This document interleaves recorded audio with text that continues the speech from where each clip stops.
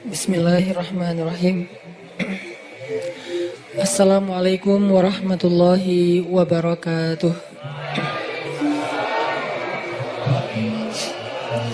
Alhamdulillahirabbil alamin. Alhamdulillahilladzi arsala rasulahu bil huda wa dinil haq liyuzhirahu 'alad dini kullih. Wa kafa billahi syahida.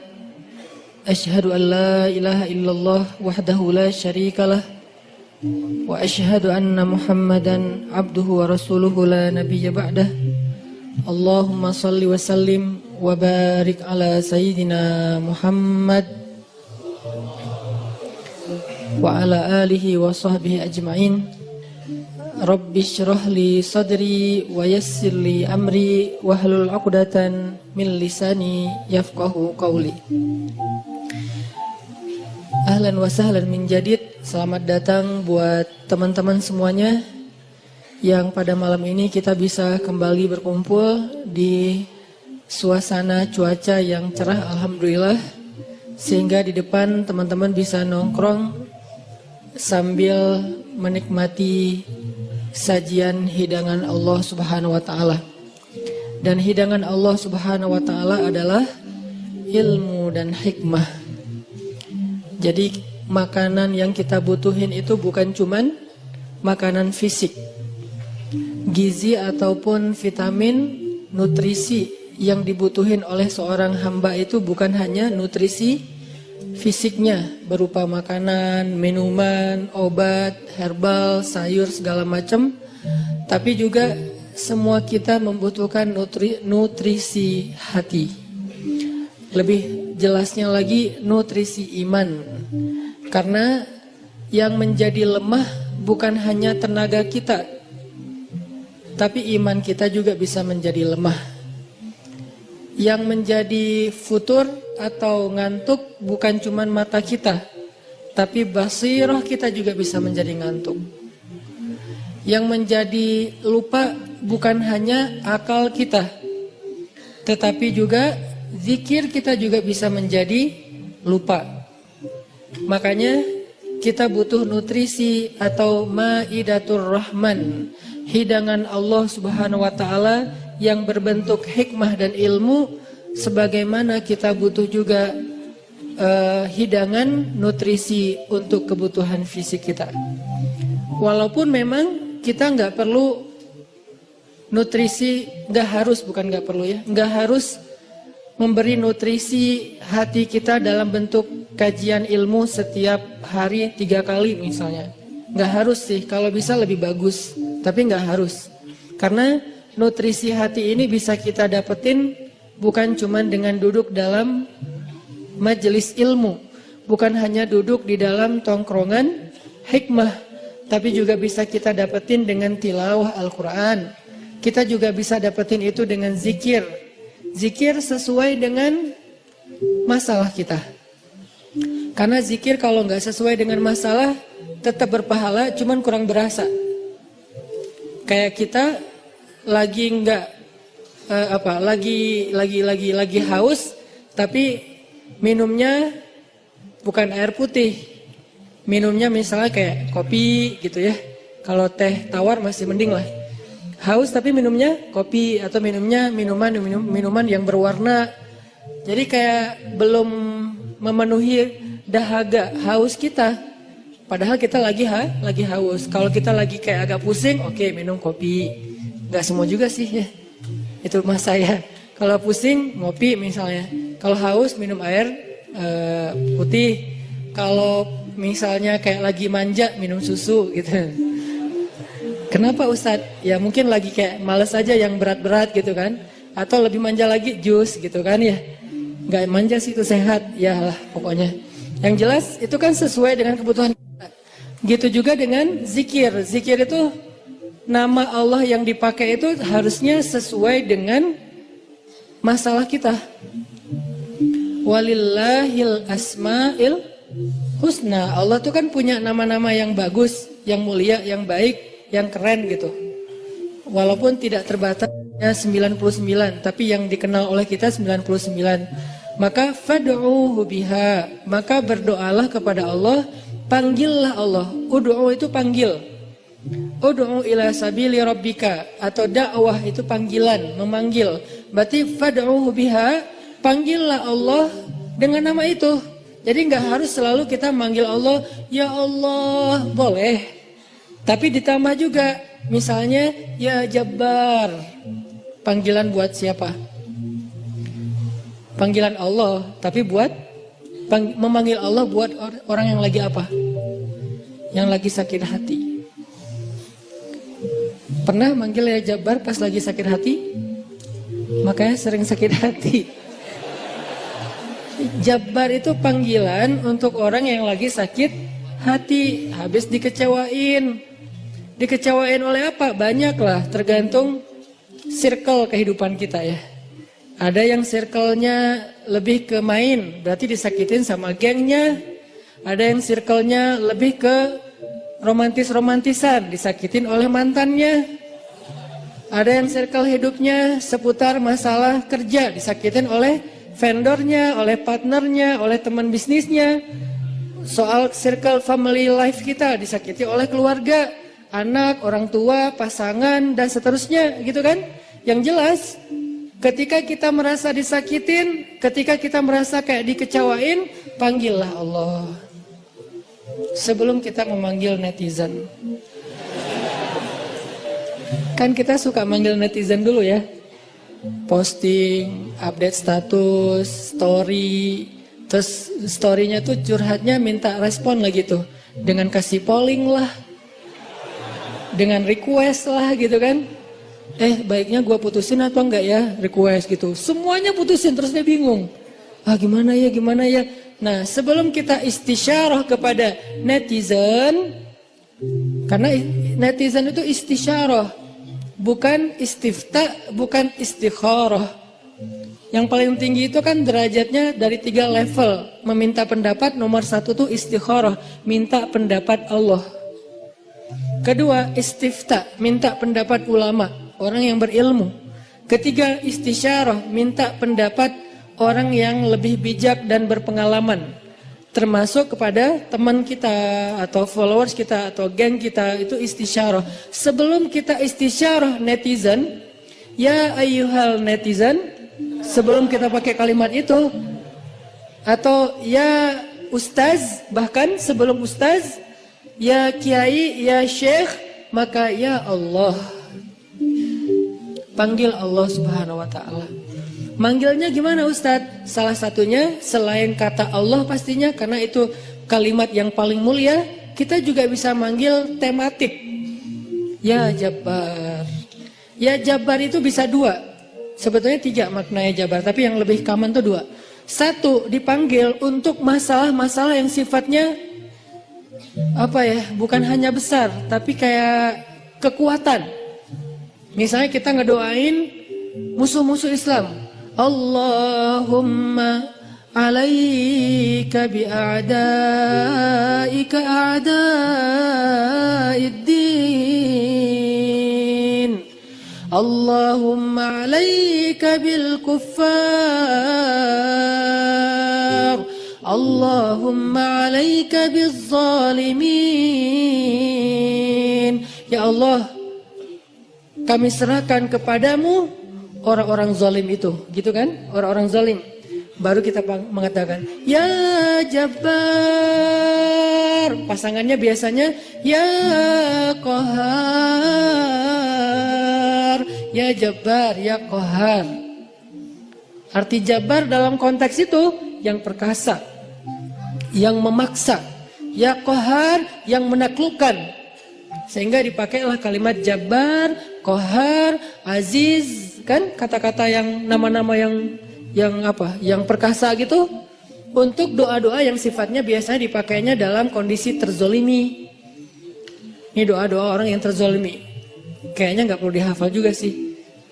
Bukan nggak perlu dihafal, nggak perlu dipakai. Kenapa? Berharap kita tidak mendoakan orang yang zolim, kecuali yang dizolimi dalam urusan agama. Kalau dizolimi urusan pribadi sih, mending jangan mendoakan orang yang menzalimi. Kenapa? Rugi. Mending doain diri sendiri. Ketika kita punya kesempatan doa kita diijabah, jangan kasih doa itu untuk orang lain, rugi. Walaupun bentuknya mendoakan atas keburukan, tetap rugi. Mending kita pakai buat doain diri kita sendiri. Ya Allah, saya lagi dizalimin, mudah-mudahan. Nah gitu kan, berarti kan kita dapat kebaikan. Ya Jabbar, itu panggilan orang yang sedang sakit hati. Jadi satu artinya untuk orang yang lagi dizalimi, satu lagi untuk orang yang lagi hatinya kayak sedih, kayak disakitin. Nggak sebesar zolim sih, cuman ya lumayan lah, bikin nggak bisa tidur, bikin tumbuh jerawat gara-gara itu, gitu kan ya? Karena stres, terus bikin nambah uban, walaupun ada yang uban itu karena bijaksana, ditutup. Jadi intinya adalah panggil Allah kalau kita lagi sakit hati dan dikecewain. Ya Allah, ya Jabbar. Salah satu doa minta disembuhkan kecewa dan sakit hati di dalam sholat adalah Rabbighfirli warhamni wajburni. Kalimat wajburni. Selama ini kita baca enggak? Kan? Tahu artinya? Hampir. Apa arti wajburni? Bukan paksa aku dong Allah, enggak. Padahal arti Jabbar juga yang memaksa kepada kehendaknya. Tapi kalimat wajburni, makna Jabbar di sini makna yang ketiga di antara tiga makna Jabbar, yaitu yang mengobati sakit hati. Jadi ketika kita berdoa, Rabbighfirli warhamni wajburni warfa'ni warzuqni wahdini wa'afini. Banyak banget ya. Luar biasa kita ya. Jadi kalau kita sholat aja tuh kita udah minta banyak hal ke Allah. Makanya pas berdiri, pas duduk itu jangan buru-buru. Rabbi, Allahu Akbar. Apaan? Malaikat juga bingung. Rabbi apa? Kamu dengar gak dia doa apa? Enggak. Oh kirain aku doang yang salah dengar, kata malaikatnya. Jadi kita kayak gak jelas gitu minta ke Allah. Rabbi udah gitu sujud. Karena terlalu buru-buru, nggak ada tumakninah, nggak ada tenang, nggak ada berhenti sebentar. Makanya Rabbighfirli warhamni wajburni. Bagian wajburni kalau bisa di kayak gimana gitu, kayak agak menghayati dan kayak perasaannya dalam banget gitu. Wajburni. Tapi nggak gitu juga sih dalam sholat, bahaya, bid'ah, syubhat menyambar-nyambar. Intinya teman-teman, wajburni itu artinya kalau kita terjemahin, sembuhkanlah sakit hati saya. Atau bahasa lain juga bisa diterjemahin, hiburlah aku ya Allah, aku lagi sedih nih. Kalau kita ke teman gitu ya, hibur aku dong, gue lagi sedih nih. Ya udah yuk kita main, ya udah yuk kita jalan, ya udah kita nonton, ya udah kita ngopi, ya udah kita makan, ya udah apalah terserah. Yang jelas kita ngadu ke dia, minta dihibur pas kita lagi sedih. Nah cara ngadu ke Allah pas kita lagi sedih supaya dihibur oleh Allah, wajburni ya Jabbar. Itu bisa dibaca di dalam sholat. Bisa juga dibaca di luar sholat. Gak apa-apa, dalam sholat baca, di luar sholat juga baca. Bahkan di luar sholat kita bisa ulang-ulang. Wajburni ya Jabbar, wajburni ya Jabbar. Ya Allah, hibur aku ya Allah, hibur aku ya Allah. Aku lagi sedih berat nih. Udah seminggu aku gak buka Instagram ya Allah. Curhat. Kenapa? Komen. Head speech ya Allah. Ya Allah, aku udah seminggu nggak lihat grup. Ya Allah, aku udah seminggu nggak buka handphone. Lebih parah lagi kan? Berarti bermasalah di akun sosial media, bermasalah di grup, bermasalah di nomor kontak, bermasalah di SMS, semua bermasalah. Ya Allah, udah seminggu aku nggak buka handphone. Hibur aku lagi sedih banget gitu. Nah, minta ya Jabbar, wajburni ya Jabbar, wajburni ya Jabbar. Ntar Allah akan hibur kita. Hiburan Allah lebih baik daripada hiburan yang diberikan oleh makhluk. Hiburan makhluk itu kadang-kadang modal. Kalau nggak modal di awal, modal di akhir. Modal di awal, dia ngajak nonton, kita yang bayar. Dia ngajak ngopi, kita yang bayar. Kalau modal di akhir, dia bayar, tapi nanti dia pamrih. Dulu kan pas lo lagi sedih, gue traktirin makan. Sekarang gue lagi sedih nih, sama aja kan ngemodal ya. Kalau Allah yang ngehibur kita, itu nggak ada pamrihnya. Nggak ada modal di awal, nggak ada modal di akhir. Terus kenapa kita cepat dan begitu spontan minta hiburan dari makhluk, begitu spontan minta curhat kepada makhluk, begitu spontan manggil nama makhluk, tapi kurang spontan memanggil nama ya Jabbar, nama Allah Subhanahu Wa Taala. Ini kalau ngomongin kecewa, salah satu di antara Asmaullahil Husna, nama-nama Allah yang mulia itu adalah ya Jabbar. Sehingga kekecewaan itu jadi jalan buat kita untuk lebih akrab sama Allah. Kan kita tuh kayak, mungkin saya aja yang ngerasa gini, tapi banyak juga sih yang curhat kayak gitu. Kita tuh sering ngerasa akrab sama Allah tuh pas lagi ada masalah kan ya. Kalau lagi gak ada masalah kayak kita tuh plain banget gitu hubungan sama Allah. Kayak misalnya hayya 'alas shalah biasa aja. Oh ya udah azan. Itu paling soleh tuh. Di bawahnya dikit, kok azan sih baru jam berapa? Di bawahnya dikit, kok azan sehari berapa kali sih, kok sering banget gua dengar. Padahal cuma 5 kali. Dia kayak berasa sering banget gitu dengan azan gitu kan ya. Paling soleh juga, oh udah azan gitu kan. Tapi kalau lagi ada masalah, kita tuh kayak apa? Kayak perasaannya tuh kayak ini banget, sensitif banget dan akrab gitu sama Allah. Hayya 'alas shalah. Suara kakek-kakek juga berasa jadi suara vokalis jazz gitu. Si kakek-kakek kan agak-agak serak agak ala-ala rock gitu kan. Tapi terdengar ini suara azan merdu banget ya. Merdu apaan? Kakek-kakek yang biasanya enggak, gue dengernya kali ini dia merdu banget loh. Jangan-jangan dia lagi baper. Enggak, dia biasa aja. Kita yang lagi baper. Jadi apa yang kita dengar itu kayaknya tergantung perasaan kita. Pernah nggak dengar suara azan terus kayak sedih? Soalnya kasihan sama muazinnya gitu. Kok gitu ya azannya, kasihan ya. Kayaknya dia kayak nafasnya putus-putus gitu. Kalau tadi sih keren-keren sih. Yang tadi ikut challenge azan, hayya 'alas shalah, bagus lah. Tapi yang paling bagus emang azan itu habis diputusin. Itu tuh keren banget, baper tuh. Hayya 'alas shalah. Jadi dia kayak, kenapa sih lo gituin gua? Jadi tuh kayak lagi curhat banget gitu kan. Enggak, guyon. Intinya azan dengan hati, tilawah dengan hati. Kalau kita pakai hati dalam melantunkan ayat-ayat Allah, itulah sebaik-baik irama. Makanya kata Nabi, zayyinul Qur'an bi aswatikum. Hiasilah Al-Qur'an dengan suara kalian. Tapi para sahabat enggak semuanya suaranya bagus. Terus gimana tuh? Sementara Nabi nyuruh menghiasi Al-Quran pakai suara. Kata para ulama, sebaik-baik hiasan dari suara kita itu adalah suara yang membaca Al-Quran dengan iman. Saya tuh qori, dari kecil tuh udah ikut musabakoh. Jadi udah kayak masalah olah vokal tuh kita dari kecil tuh udah sering. Udah latihan serius sampai tingkat nasional, internasional. Jadi buat saya vokal itu kayak penting.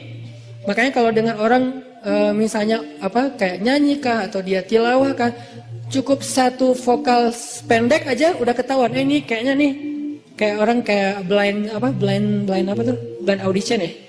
Kan yang blind audition tuh baru wah tuh keren gitu kan ya. Baru hahaha gitu, padahal belum kedengaran, tapi kok dia udah bisa nyimpulin, langsung dia pencet bahwa dia tuh ngelulusin gitu. Karena emang mungkin si jurinya ini udah punya ini banget, udah sensitif banget dengan suara. Nah, tapi saya sadar ternyata dalam membaca Al-Quran nomor satu itu bukan suara. Sekeren apapun suara orang, masih kalah dengan yang nomor satunya apa? Iman. Ada orang baca Qurannya sederhana. Alhamdulillahirabbil alamin, Ar-Rahmanir-Rahim. Itu tuh keren banget suaranya. Dibandingkan Alhamdulillahirabbil alamin. Kalau pamer gak berasa di hati yang dengar juga. Dan yang membaca juga, kok suara saya gak enak banget ya. Walaupun kita tetap butuh kayak media, sound, mic. Kalau saya kan buat saya sound mic itu kayak fardu ain ya. Usul, termasuk hal yang penting gitu kan. Sehingga kalau saya mau ini, pasti mic dulu yang dicek. Bukan apa-apa, bukan mau gaya-gayaan kayak tadi misalnya. Tiba-tiba mic monitor nyala, karena belum di setel. Kalau mau dinyalain, setel dulu. Padahal sebelumnya kan mic luar, mic dalam nih yang dinyalain. Kalau mic dalam dari tempat imam, kedengarannya tuh kayak suara dari langit gitu. Kalau monitor kayak suara dari mulut saya gitu. Jadi berasa dengar suara sendiri kan agak enak ya. Nah, makanya awalnya pas saya istau sufufakum, oke, itu istau sufufakum sebetulnya ada dua fungsi. Satu lagi nyuruh ngerapiin soft, dua lagi cek sound. Soft diluruskan dan dirapatkan. Kalau lama kayak Muzamil tadi, berarti pro banget tuh cek soundnya. Kita sholatnya adalah sholat yang terakhir, rapatkan soft dan segala macam. Berarti Muzamil pro banget ngelihat sound ini kayaknya gimana ya? Ini soundnya ada yang kayaknya di sana tuh ada yang ngadat deh, cie. Gaya banget ya. Artinya buat saya itu bukan gaya-gayaan teman-teman. Buat saya itu penting, kita nggak tahu ya yang sholat di antara kita ini mungkin ada yang pertama datang buat sholat, pengen dia berkesan, sekali-kalinya datang langsung berkesan sehingga jatuh hati dengan masjid, jatuh hati dengan sholat. Karena sholat itu buat saya konser paling kolosal di muka bumi. Kenapa kolosal? Karena yang mengikuti, yang nonton sholat bukan cuma manusia, tapi malaikat, terutama salat subuh. Inna Qur'anal fajri kana mashhuda. Sesungguhnya performance imam di waktu subuh ketika sholat, itu terjemahan panjangnya ya, bahasa anak mudanya. Tolong dimengerti. Bahasa anak mudanya. Sesungguhnya performance imam di waktu subuh saat dia sholat, bahasa gampangnya, sesungguhnya bacaan imam di waktu subuh ketika sholat, mashhuda, ditonton. Kalau bahasa terjemahan kakunya, disaksikan. Sama nggak tuh? Sama kan? Disaksikan, saksikanlah. Itu kan bahasa TV yang dulu, bahala ya. Kalau sekarang, nonton gitu kan ya. Jadi kayak ditonton. Siapa yang nonton? Bacaan imam, performance-nya imam ketika subuh, Allah, malaikat. Coba, DWP sama Tomorrowland yang nonton siapa? Ya, kita. Di YouTube. Enggak. Yang nonton adalah penonton, manusia. Orang-orang yang belum dapat hidayah. Begitu si DJ-nya masuk, jreng, disuruh left, disuruh right, gitu kan ya? Left, right, kan gitu-gitu kan. Sholat gitu, Allahu Akbar, kan lebih keren. Kenapa kita di sholat nggak serapi left right-nya konser Tomorrowland? Padahal mereka yang nyuruhnya DJ, kita yang nyuruhnya imam. Karena soundnya nggak kedengaran ke belakang. Jangan suuzon sama makmum ya. Emang nggak kedengaran. Imamnya udah 2 rakaat, makmumnya baru takbir. Kirain tadi imamnya kayaknya ini belum siap deh, jangan-jangan batal wudhu dulu, ya udah kita tungguin. Padahal imamnya udah 2 rakaat. Kenapa makmumnya telat? Soundnya tuh nggak sampai ke belakang. Kita irit di bab sound, tapi boros banget di bab kubah masjid, menara masjid, warna masjid. Kadang-kadang cat masjid itu baru berapa bulan, ini kayak mirip apa ya, kayak nggak sreg gitu ya. Udah ganti deh, cat masjid yang doff yang bagus diganti hanya gara-gara seleranya berubah. Tapi mic-nya cuma puluhan juta. Kubahnya hampir 1 miliar. Orang lain untuk sound itu 1 miliar. Kenapa kok mic lebih penting daripada yang lainnya? Karena inilah activity nomor 1 di dalam masjid kan. Performance nomor 1-nya kan di mic oleh 2 talent. 1 imam, 1 lagi muazin. Muazin penting, imam penting. Muazin manggil orang di luar supaya datang. Imam biar bikin orang di dalam itu nggak nyesel udah datang. Muazinnya keren, imamnya nggak keren. Kan kayak nyesel gitu ya. Kirain tadi azan sholatnya seru. Gitu kan? Kenapa nggak seru?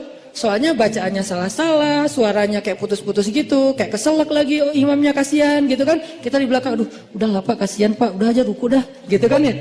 Kayak nggak tega gitu sama imamnya. Tapi muazinnya bagus, makanya dua-duanya penting. Talent 1 muazin, talent 2-nya imam. Hayya 'alas shalah.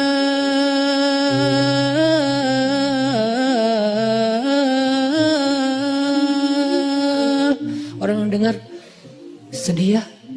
Kenapa? Jadi ingat dosa, Nah, gitu kan ya. Ini kan bagus nih azannya nih. Hayya 'alas shalah.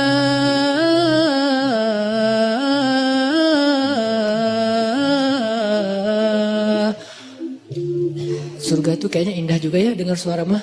Baru dengar suara, panggilan belum. Salamun salam. Ya ayyuhal mu'minun, ya ibadallah, panggilan malaikat. Kan suara malaikat pastinya keren ya.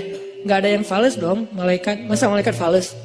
Udahlah gua aja yang manggil. Kenapa? Loh suaranya fales kata malaikat. Kan gak mungkin kan? Panggilan yauma yunadil munadi mim makanin qarib. Hari ketika malaikat memanggil manusia dari tempat yang dekat. Tahukah kita apa tempat yang dekat? Tempat yang dekat itu adalah Masjid Al-Aqsa. Hari ketika malaikat berdiri di titik Masjid Al-Aqsa sekarang, memanggil seantero padang mahsyar, halummu ilayya, kumpul kalian semuanya di sini kata malaikat. Jadi azan yang keren itu azan yang mengingatkan orang pada dosa, azan yang mengingatkan orang kepada akhirat, dan itu nggak bisa kalau nggak pakai hati. Nggak perlu ngeluarin 100% vokal, cukup 60%-nya aja. 30% dibantu sama sound, 10%-nya dipakai, 40%-nya dipakai dengan perasaan. Makanya saya senang banget kayak apa dulu masa masih punya halakoh kecil sama teman-teman, termasuk ada Muzamil, anak-anak ITB, kita kan kayak belajar apa dulu? Muzamil mana Muzamil? Oh ada belajar makomat sama dulu sebelum ada pemuda hijrah, makomat sama belajar azan. Kita kayak apa ya, kayak mengcover. Jadi bukan cuma lagu yang di cover, kita mengcover azan. Cover azan Masjidil Haram Dagriri. Dagriri itu azannya tuh menurut saya azan of the year. 2018 azan terbaik itu nanti cari di YouTube, azannya Hamdi Ad-Dagriri kalau nggak salah namanya. Nanti azannya Al-Aqsa. Azan Al-Aqsa itu kayak lagi curhat. Al-Aqsa itu udah dirampas, kami itu teraniaya, kemana kalian wahai kaum muslimin? Gitu, seolah-olah tuh kayak manggil kita gitu. Dari irama-irama yang dipilih kan. Nah ini semuanya dengan hati, makanya pakai hati aja udah terbaik. Balik lagi ke tema yang tadi adalah panggil Allah dengan lembut. Nidaan khafiyya. Zikru rahmati rabbika abdahu Zakaria idh nada rabbahu nidaan khafiyya. Ketika dia nada rabbah. Apa arti nada rabbah? Nada itu bahasa Arab, terus jadi bahasa Indonesia nada, tapi beda arti. Nada artinya memanggil. Nada dering, panggilan. Dering panggilan itu bahasa Arab. Iznada rabbahu nidaan khafiyya. Nada yunadi nidaan. Nida panggilan. Jadi kalau ada yang namanya nida itu adalah panggilan. Makanya kalau dia panggil, panggilan kamu siapa? Panggilan aku nida gitu. Itu panggilan, iya nida, iya panggilan ya. Ame gitu. Kalau ngerti bahasa Arab, kalau ngerti ya sama aja sih. Nah, yunadi nada rabbahu nidaan khafiyya, memanggil dengan khafi. Khafi itu kayak lirih. Ya Allah, gitu pelan-pelan. Terus khusyuk manggilnya, berperasaan manggilnya, bukan ya Allah. Itu mah kaget kali ya, bukan manggil Allah karena dia lagi curhat. Kalau mau curhat, ya Allah. Coba jadikan ya Allah ini kata favorit kita deh. Dan jangan tunggu bermasalah baru lembut suaranya. Kalau lagi senang kayak ya Allah. Enggak gitu sih. Kita lagi senang itu juga butuh Allah, teman-teman, yang kayak pekan yang lalu kan. Kita butuh Allah itu bukan pas lagi susah doang. Sarra dan dharra. Iza asabathum sarra wa iza asabahum dharra, sama-sama butuh Allah. Butuh Allah ketika susah, jelas kita paham. Butuh Allah ketika senang artinya apa? Supaya kesenangan yang Allah kasih itu jadi barokah, mubarak, jadi bertambah manfaat, jadi bertambah kebaikan, nggak jadi sia-sia. Nah kalau nikmat yang Allah kasih, kesenangan yang Allah kasih malah jadi bikin kita sia-sia, itu malah jadi musibah. Sehingga kita butuh Allah supaya dituntun, ya Allah saya punya rezeki ini diapain ya? Supaya bermanfaat nih. Kemana saya harus memberikan rezeki ini? Ke keluarga, ke diri saya sendiri untuk kebutuhan. Siapa lagi? Allah tuntun. Supaya kalau Allah tuntun, ketika kita mengalokasikan harta, rezeki, nikmat yang kita dapatkan, itu semuanya untuk kebaikan. Fa'ammal yatima fala taqhar, wa ammas sa'ila fala tanhar, wa amma bi ni'mati rabbika fahaddits. Kalau enggak, alhaakumut takatsur. Celaka gara-gara takasur, justru banyak nikmat yang Allah berikan. Jadi teman-teman, poin pertama, bab kecewa. Kalau kita kecewa, saya yakin semuanya pernah kecewa dan mungkin masih akan kecewa atau bahkan lagi kecewa sekarang. Kelihatan dari muka-mukanya. Kecewa sama saya. Kenapa ceramahnya lama sekali? Jadi kalau lagi kecewa, apa poinnya tadi? Panggillah Allah. Ya Allah, ya Jabbar, wajiburni, hibur saya ya Allah. Hibur saya, hibur hati saya ya Allah. Gimana cara Allah menghibur hati kita? Allah menghibur hati kita itu dengan diberikan wajilat qulubuhum. Allah menghibur hati kita dengan dijadikan liyazdadu imanan ma'a imanihim. Allah menghibur hati kita dengan dijadikan apa? Tuma'ninatul qalb. Ala bidzikrillah tatma'innul qulub. Banyak cara Allah menghibur hati. Apakah Nabi pernah sedih atau kecewa? Kecewa pernah, sedih pernah di Al-Quran. Direkam. Terus cara Allah menghibur hati Nabi yang lagi sedih atau kecewa gimana? Ya ayyuhal muzammil qumil layla illa qalila nisfahu awil qus minhu qalila أو زد عليه ورتل القرآن ترتيلا إن ناشئة الليل هي أشد وطئا وأقوم قيلا. Allah panggil Nabi ketika lagi sedih dan tidur. Ya ayyuhal muzammil. Ini dua kondisi Nabi lagi tidur dan dipanggil Allah. Satu, ya ayyuhal muddathir. Satu lagi, ya ayyuhal muzammil. Tidur kenapa Nabi?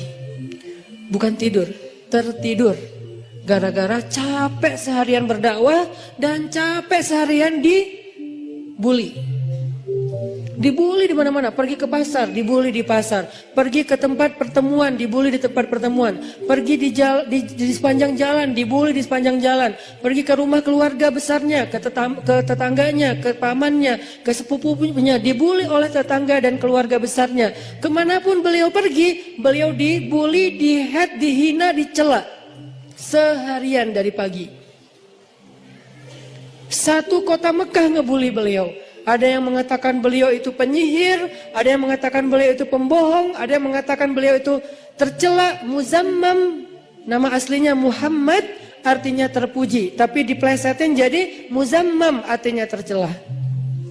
Atau orang salib dulu, pas perang salib menamakannya dengan istilah Muhammad.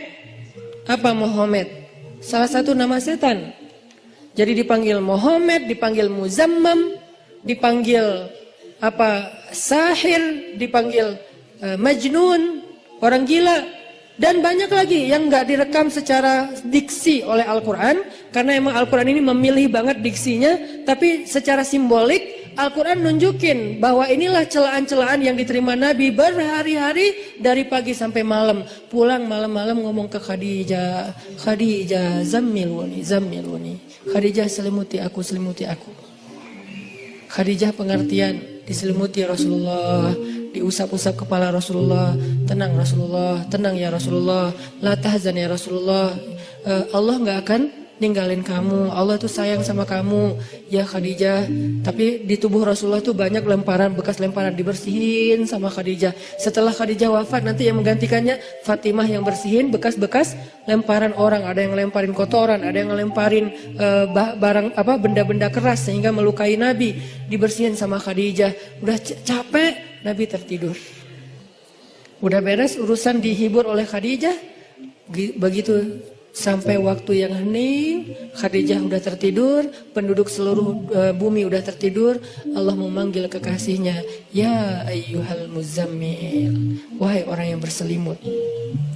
Itu panggilannya lembut. Jadi kita kalau baca surah Al-Muzammil jangan ya, enggak gitu. Allah manggilnya enggak gitu, kaget atau orang lagi tidur ya. Nah, ayatnya aja lagi berselimut, manggilnya teriak-teriak. Jangan, itu namanya prank. Itu bukan tilawah, itu ngeprank. Makanya jangan tilawah sambil ngeprank. Ya ayyuhal muzammil, wahai orang yang berselimut, kumil laila illa qalila. Di situ kelihatan Allah tuh pengertian banget. Kumil lail illa qalila. Bentar aja, nggak usah lama-lama. Kenapa? Karena begitu Nabi berdiri sholat, disitulah Allah akan menghibur hati Nabi. Kalau kita belum bisa terhibur dengan sholat tahajud, atau minimal dengan sholat 5 waktu, berarti hati kita berpenyakit. Fi qulubihim marad. Dan itu harus kita obatin. Obatnya apa? Obatnya istighfar. Kalau orang banyak dosa, belum bertaubat, belum beristighfar kepada Allah, dia susah minta dihibur oleh Allah. Dan terus nanti dia kayak menuduh Allah gak menghibur dia. Padahal Allah udah sering menghibur dia, cuman gak berasa di hatinya. Karena hiburan Allah itu hanya bisa dirasakan oleh orang-orang yang hatinya bersih. Dan cara membersihkan hati itu tazkiyatul nufus atau tazkiyatul qulub, tathhirul qulub adalah dengan salah satunya istighfar.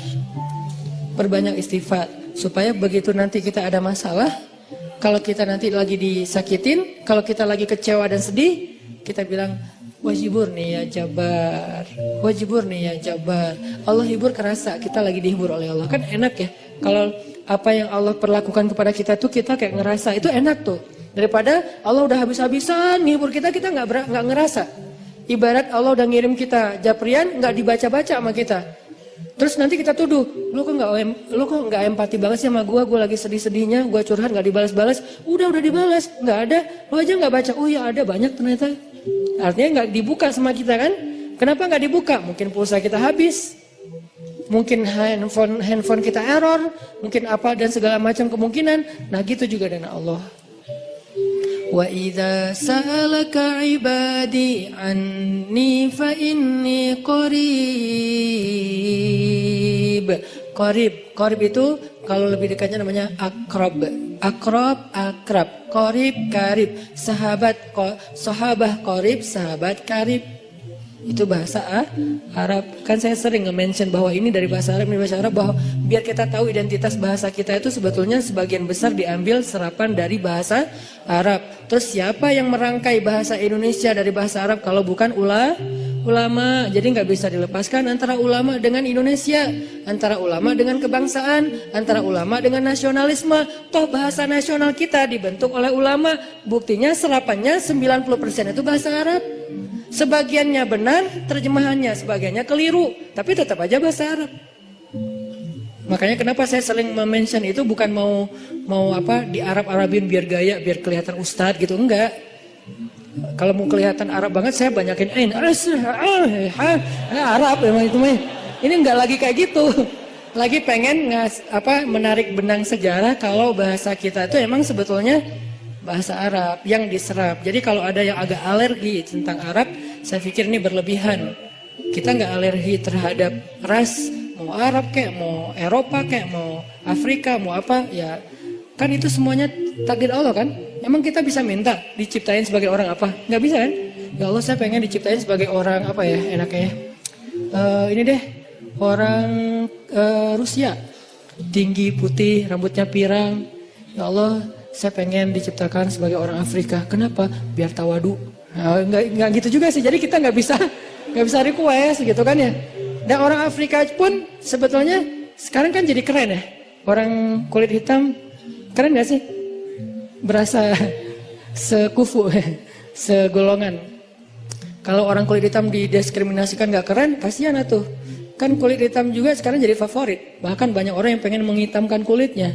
Ini artinya ya nggak bisa request mau jadi orang apa, sehingga kita nggak boleh benci golongan ataupun ras, karena dia diciptakan kayak gitu tuh bukan pengennya dia, itu namanya sunnatullah dan takdir, itulah ketentuan Allah. Kalau kita cela rasnya, berarti kita mencela pencipta ras itu, yaitu Allah Subhanahu Wa Taala. Dan ini termasuk larangan dalam hadis mencela nasab. Mencela nasab itu termasuk salah satu dosa besar. Balik lagi ke yang tadi, intinya bahasa kita emang diserap dari bahasa Arab. Nah, kita minta sama Allah. Kata Allah, inni qarib, aku dekat sama kamu. Ujibu da'watad da'i idza da'ani. Ujib dari kata jawab. Jawab bahasa Indonesia juga jawab. Jawabun, jawaban, jawabin, itu grammar. Terus salah satu yang diambil dari antara 3 bentuk grammar Arab itu kita ambil jawaban, ya, menunggu jawaban.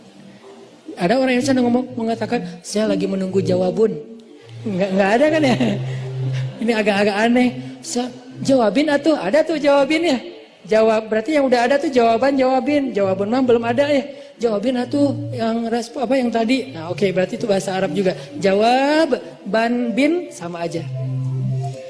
Ujibu, berarti bahasa Al-Quran sendiri itu sebetulnya tanpa baca terjemah, kalau kita tahu akar katanya, itu emang bahasa kita, bahasa Arab, bahasa Indonesia. Ujibu da'watad da'i idza da'an. Aku mengijabah, menjawab dakwah. Dakwah itu panggilan. Ujibu da'watad da'i idza da'an. Aku menjawab panggilan dai, orang yang memanggil kalau dia mendakwah atau memanggil aku. Jadi kalau kita bilang ya Jabbar, Allah langsung turun ke langit dunia, nyamperin kita, terus mengatakan ai abdi, ai abdi. Ai abdi itu artinya ada apa hambaku? Halaka hajah, kamu punya masalah hambaku? Itu namanya ujibu. Cuman kita nggak dengar. Sama kayak kita baca Al-Fatihah, bukankah Allah merespon bacaan kita? Alhamdulillahi Rabbil Alamin. Kata Allah, hamadani abdi, hambaku memuji aku. Gitu kan?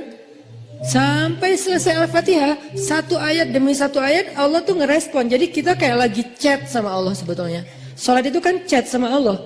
Makanya bahasa hadisnya ihsan. Kalau pengen sholat kita yang ada kesan chat, berarti sholat kita tuh harus sampai ke level ihsan. Apa level ihsan? Anta abudallah ka'annaka tarah, fa'in lam takun tarah, fa'innahu yarak. Ketika kamu bisa menghadap Allah, beribadah kepada Allah, seolah-olah kamu tuh ketemuan langsung sama Allah. Kan berarti kita lagi chat sama Allah, ketemuan langsung. Kalau nggak ketemuan langsung, kamu nggak ngelihat dia, maka yakinlah dia ngelihat kamu. Berarti kayak orang telepon atau kayak orang fit call, cuman kamera depan kita rusak. Kamera depan dia kita nggak bisa ngelihat dia. Iya, kamera depan dia. Ya gitu deh pokoknya. Yang jelas adalah kita lagi chat sama Allah, sehingga Allah tuh kalau kita berdoa jangan berpikir bahwa kita tuh ngomong sendiri terus gak ada yang dengerin. Rabbana atina fid dunya hasanah wa fil akhirati hasanah wa qina adzabannar. Rabbi firli warhamni wajburni warfa'ni warzuqni wahdini wa'afini wa Allahu akbar. Ya enggak ada yang dengar seolah-olah enggak.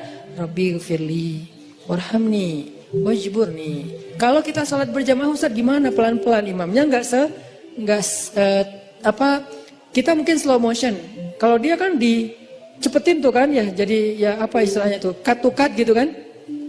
Gimana tuh caranya Ustaz? Sedapatnya, jangan dipercepat tapi tetap dapat kan? Rabbi firli warhamni wajburni. Belum beres, Allahu akbar, enggak apa-apa, tapi kita udah kayak tenang. Makanya kalau nggak puas tambahin dengan sholat sunnah.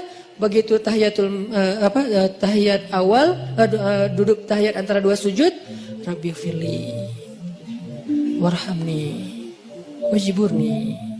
Lama wajburni teh 10 menit. Kenapa itu orang teh curhat sama Allah? Boleh nggak kayak gitu?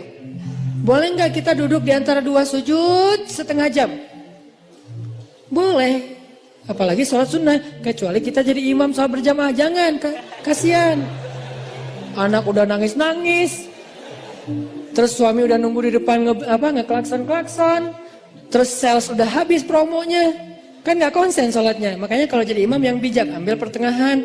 Makanya bacaannya juga jangan terlalu panjang. Kalau sholatnya sholat 5 waktu. Tapi terutama kecuali subuh yang paling panjang. Kalau sholatnya sholat tarawih, namanya juga tarawih dari kata roha. Roha bahasa Indonesia, rehat. Jadi tarawih itu artinya berehat-rehat. Kalau sholat tarawihnya sampai keringetan, namanya bukan berehat-rehat. Itu mah lagi nge-gym.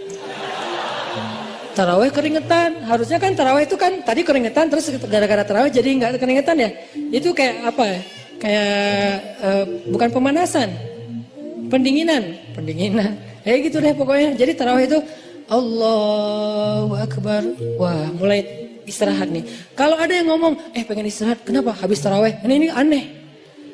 Tarawih itu kan istirahat. Kenapa kita istirahat habis istirahat? Ada dua kemungkinan. Satu, kita tarawihnya nggak benar. Kedua, imamnya yang mungkin terlalu buru-buru. Tapi di Indonesia kalau imamnya nggak buru-buru, nggak jadi ngehit. Biar imamnya paling ngehit, ratingnya tinggi, harus yang cepat. Makanya saya pernah kayak balapan gitu tarawih. Saya di masjid satu, yang satu lagi masjid sebelah. Takbir bareng. Allahu Akbar. Allahu Akbar. Oke, kita start bareng nih. Begitu saya waladhdallin Di sana assalamualaikum. Hah? Wah. Kalah Saya pakai 150 cc, dia pakai 1200 cc. Ya iyalah, nggak akan kekejar. Nah, tapi yang sana lebih banyak jamaahnya, di sini dikit. Kenapa? Di sini karena ya mungkin itu pengen istirahat dengan sholat. Kalau di sana pengen cepetan istirahat dari sholat. Beda kan ya? Nah, balik lagi. Kita bacanya tenang. Boleh wajiburni, warfa'ni, warzukni, wahdini, wa'afini, wa'fu anni. Allahu Akbar. Sujud lebih lama lagi.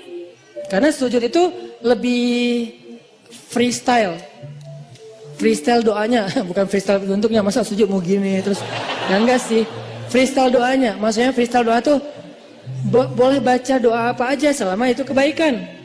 Misalnya kita doa Abu Bakar, Allahumma ja'al fi qalbi nuran, wa fi sam'i nuran, wa fi basari nuran, wa an yamini nuran, wa an shimali nuran, wa amami nuran, wa khalfi wa min warai nuran, wa min tahti nuran, wa min fawqi nuran. Itu kan doa Abu Bakar kan? Boleh. Apakah itu doa dibaca Rasul? Enggak, Abu Bakar yang baca doa itu. Jadi Abu Bakar bid'ah? Enggak lah. Doa itu ibadah mutlak, ibadah bebas. Sehingga karena dia bebas, kita boleh membaca doa bukan hanya yang diajarkan Rasul. Tapi doa yang diajarkan Rasul pun itu yang terbaik pastinya. Cuman yang gak diajarkan Rasul, boleh. Ada kasus yang di zaman Rasul gak ada, tapi di zaman kita ada. Salah satunya yang sering saya ulang-ulang apa? Mendoakan anak yang lagi ujian nasional. Ada gak doa dari Rasul anak ujian nasional? Dan di zaman Nabi, anak-anak Nabi gak ada ujian nasional. Ya Allah, Fatimah lagi ujian nasional. Gak ada kan ya? Sehingga kita nggak bisa niru. Terus boleh nggak kita ngedoain anak kita lagi ujian nasional sementara Nabi nggak ada contohnya? Boleh, itu nggak disebut bid'ah. Nggak selalu yang nggak dilakukan Nabi itu dianggap. Makanya jangan nanya apa dalilnya doa itu. Ya, yang penting nggak melanggar sunnah Nabi. Nah, sunnah Nabi dalam doa itu adalah menutup aurat, bacaannya yang benar, jangan maksa, jangan marah-marah sama Allah. Ya Allah, pokoknya nih yang terakhir kali nih saya doa nih. Yang nggak bisa gitu.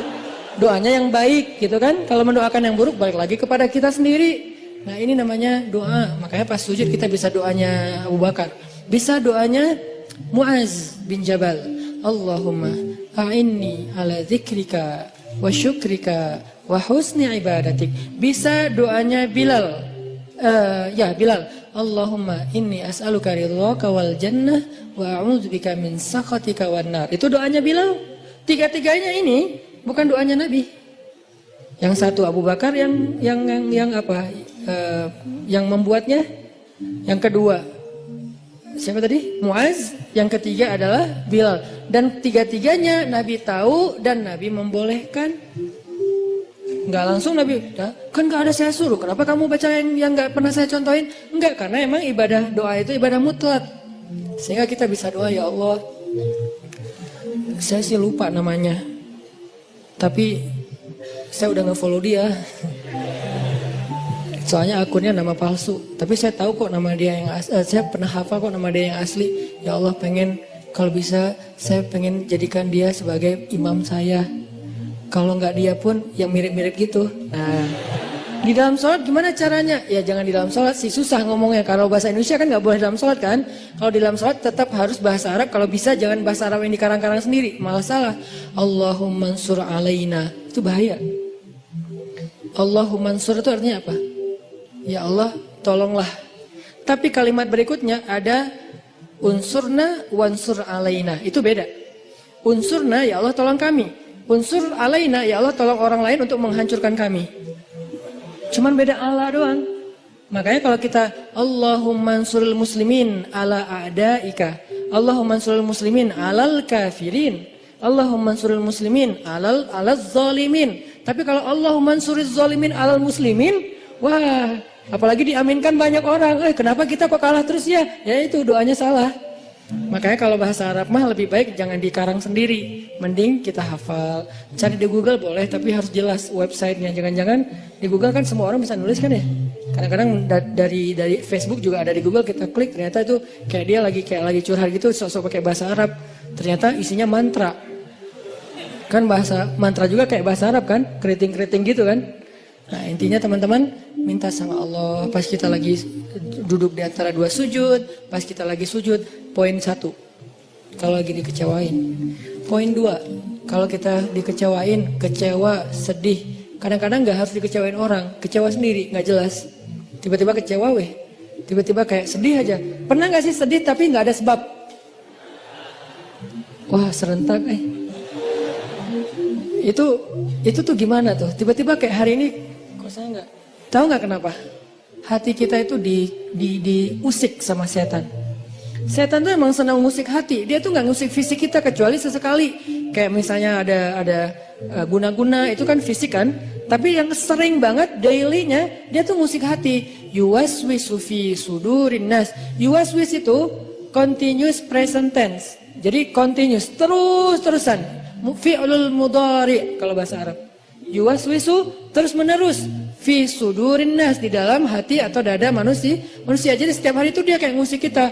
Lo bete dong, sedih atuh, marah dong, apa gitu. Dia kayak nyuruh emosi kita untuk kayak gitu-gitu. Sehingga kita ada hari nggak ada yang bikin masalah, tapi kita kayak sedih. Nah dalam keadaan kayak gitu, ada trigger kecil aja meledakan. Nah gimana ngobatinnya? Tadi satu doa. Kedua, kalau kita lagi sedih kayak gitu, coba selain minta kepada Allah Subhanahu Wa Taala, belajar untuk membiasakan amal favorit kita itu, hobi kita itu hobi yang bentuknya ibadah. Saya nggak nyalahin hobi kita. Kita punya hobi olahraga itu keren banget dan bermanfaat. Kan saya paling nggak suka menjudge ya. Makanya kalau ada orang yang menjudge dunia anak muda itu seolah-olah semua negatif, saya kayak ngerasa sedih dan tersinggung. Kenapa kesannya everything comes with youth is a sin gitu, seolah-olah gaul jadi dosa, apalagi nongkrong jadi sia-sia, apalagi olahraga, seni-seni anak muda semuanya kesannya negatif, seolah-olah nggak ada baiknya gitu anak muda, kan nggak gitu kan? Kan sahabat Nabi semuanya sebagian besarnya anak muda dengan model culture-nya mereka. Jadi saya nggak setuju kalau semua tentang anak muda itu dianggap negatif, sehingga kita nggak mau menjudge. Olahraga bagus. Dan gak ada istilah olahraga sunnah. Semua olahraga itu selama tidak melanggar syariat ya sunnah. Karena olahraga itu satu untuk kesehatan, dua untuk kebugaran, sehat, bugar artinya fisiknya bagus, tiga untuk silaturahim olahraga. Makanya ada Nabi main dengan para sahabat itu tujuannya bukan hanya main-main tapi bermanfaat. Bermanfaatnya apa? Jadi mengikat ukhuwah. Kadang-kadang kita butuh ketawa untuk ukhuwah, bukan hanya butuh tausiah. Sama-sama butuh, tapi yang balance. Makanya Ali mengatakan rawihul qulub. Rawihu itu dari kata rehat. Rehatkan, istirahatkan hati kalian. Karena hati itu bisa bosan sebagaimana fisik juga bisa bosan. Nuruddin Zinki, salah satu tokoh favorit saya di Aleppo, Suriah. Dia gurunya Salahuddin Al-Ayyubi. Kalau mau kita lihat siapa Salahuddin, nggak afdol kalau kita belum lihat siapa di balik Salahuddin, yaitu Nuruddin Zinki. Keren banget, lebih daripada Salahuddin Al-Ayyubi. Beliau dalam satu waktu bikin lomba berkuda di antara prajurit-prajuritnya. Berkuda selama 3 hari. Berkudanya tuh lomba, seru-seruan. Terus mereka kayak freestyle gitu kudanya. Kalau kita kan ada riding, ada freestyler kan. Freestyle itu kan mungkin kayak anak mobil, mungkin kayak ngedrift gitu kan. Atau anak motor mungkin kayak ngejumping dan segala macam. Freestyle lah pokoknya. Nggak riding, nggak touring. Biasanya riding, touring, sekarang freestyle semua. Main-main, ketawa, ada yang jatuh diketawain. Ketika ada orang yang ahli ibadah, bukan ahli dakwah, ini bedanya ahli ibadah sama ahli dakwah. Ada orang ahli ibadah mendengar berita ini, kalau Nuruddin lagi bikin acara freestyle kuda, ahli ibadah ini kemudian mengirim surat kepada Nuruddin Zinki. Isi suratnya apa? Nuruddin, ittaqullah. Kan orang kalau ngomong idealis tuh kesannya dia paling benar ya. Pakai ayat, pakai hadis, kesannya dia benar dan kita salah. Jadi kita jadi tiba-tiba kok saya jadi salah ya? Gitu, ittaqullah, langsung menjudge. Takutlah kamu kepada Allah. Seolah-olah Nuruddin baru bikin dosa. Kalimat ittaqullah itu kan kalimat kepada orang yang baru bikin dosa. Ittaqullah, istaghfirillah, tub ala Allah.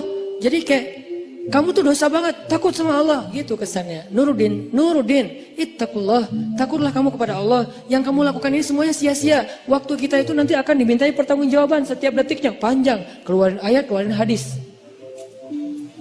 Faman ya'mal mithqala dzarratin khairan yarah, wa man ya'mal mithqala dzarratin syarran yarah. Wal asri innal insana lafi khusr. Semua ayat keluar, semua hadis keluar. Kesannya Nuruddin itu main-main dan sia-sia.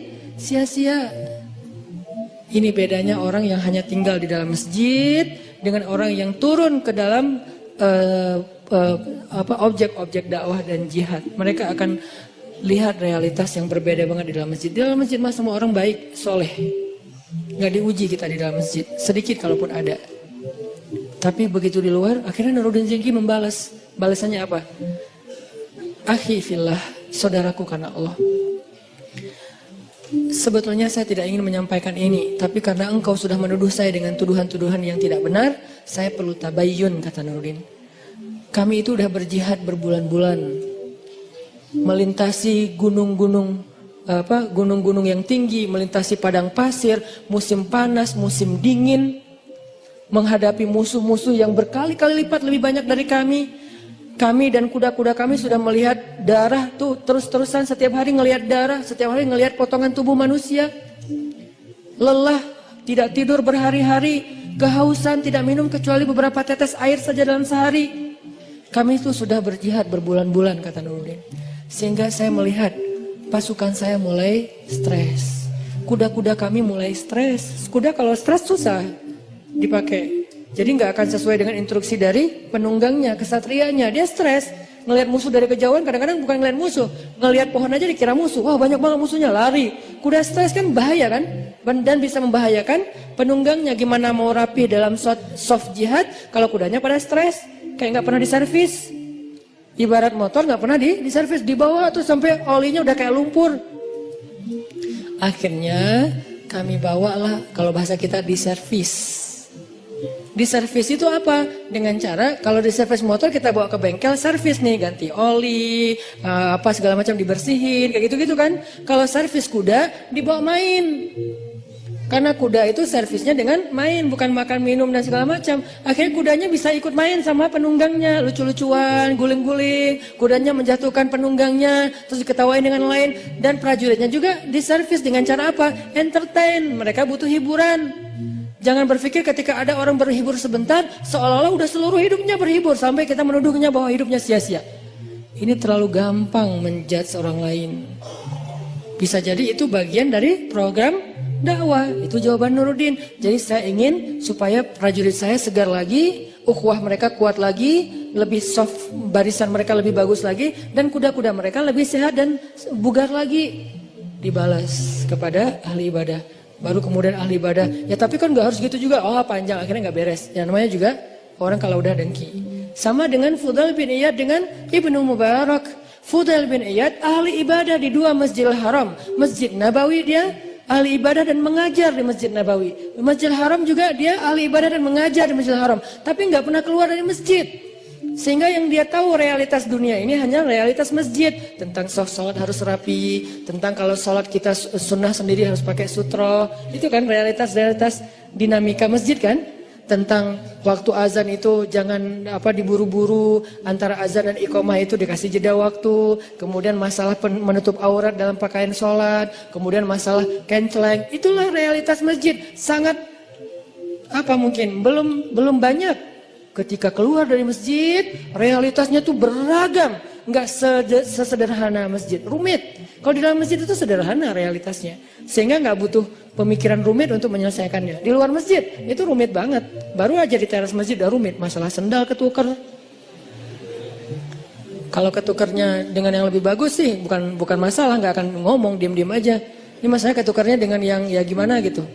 Nah, akhirnya ini nih yang jadi realitas, apalagi keluar dari pintu masjid. Udah keluar pintu masjid, tangga masjid, keluar tangga masjid, parkiran masjid. Di parkiran udah realitas, baru datang udah lihat mobil atau motor udah kebaret. Wah nih tadi karena motornya desak-desakan, spion kita lah, atau bodi motor kita yang baru lah udah kecoret-coret. Atau mungkin motor kita posisinya kok nggak enak gitu, di tengah kena hujan. Padahal tadi perasaan parkirnya di atasnya ada atap, sekarang kena hujan, jadi basah, padahal habis dicuci segala macam. Itu udah realitas.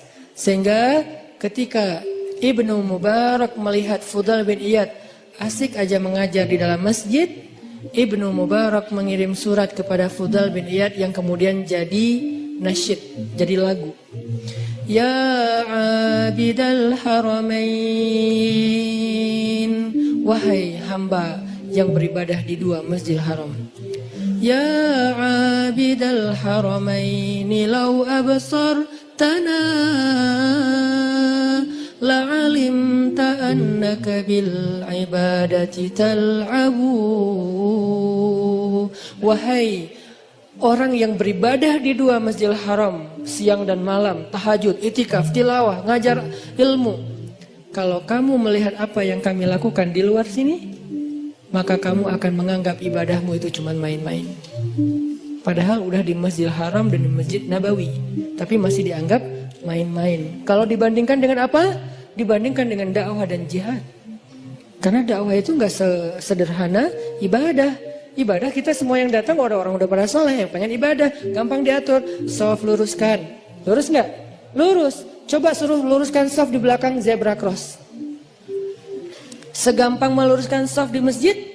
Enggak, itulah realitas, itu perbandingannya. Kalau kita belum bisa menyuruh masyarakat, social behaviornya lurus di belakang zebra cross, berarti kita belum menyelesaikan masalah masyarakat. Berarti belum berdakwah, baru beribadah di dalam masjid. Itu bandingannya, segampang mana? Mana lebih gampang nyuruh orang lurus di belakang zebra cross apa nyuruh orang untuk ikut imam? Ikut imam. Jangan kalian mendahului atau menyamai gerakan imam. Oke. Allahu Akbar, Allahu Akbar. Pas bangkit dari sujud, Allah.